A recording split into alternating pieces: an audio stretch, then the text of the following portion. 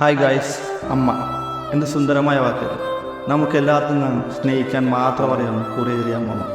മക്കളെ ഇത്രയധികം സ്നേഹിച്ച ഒരമ്മയെ ലോകം വിളിച്ച പേര് the world ugly soon. Welcome back to stories.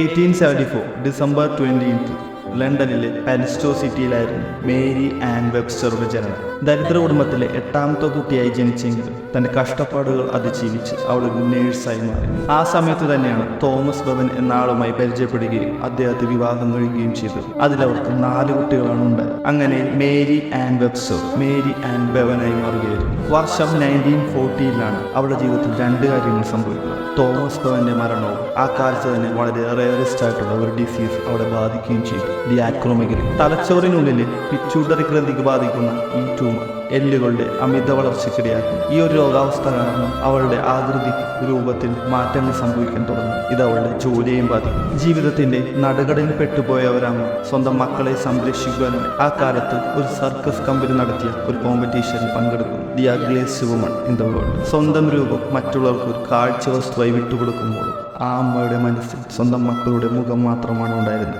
ഏകദേശം 20,000 പൗണ്ട് ഇന്ത്യൻ രൂപയെടുത്ത് 25 ലക്ഷം രൂപയോളം ആ കാലത്ത് ആ അമ്മ സ്വരൂപിച്ചു എന്നതാണ് വാസ്തവം. ഇംഗ്ലണ്ടിലെ സൗത്ത് ലണ്ടനിലുള്ള ലേഡി വെൽ സെമിട്രിയിൽ ആ അമ്മ ഇന്നും ഉറങ്ങുമ്പോൾ എനിക്ക് വിളിക്കാൻ തോന്നുന്ന ഒരേ ഒരു പേര് the bravest woman in the world.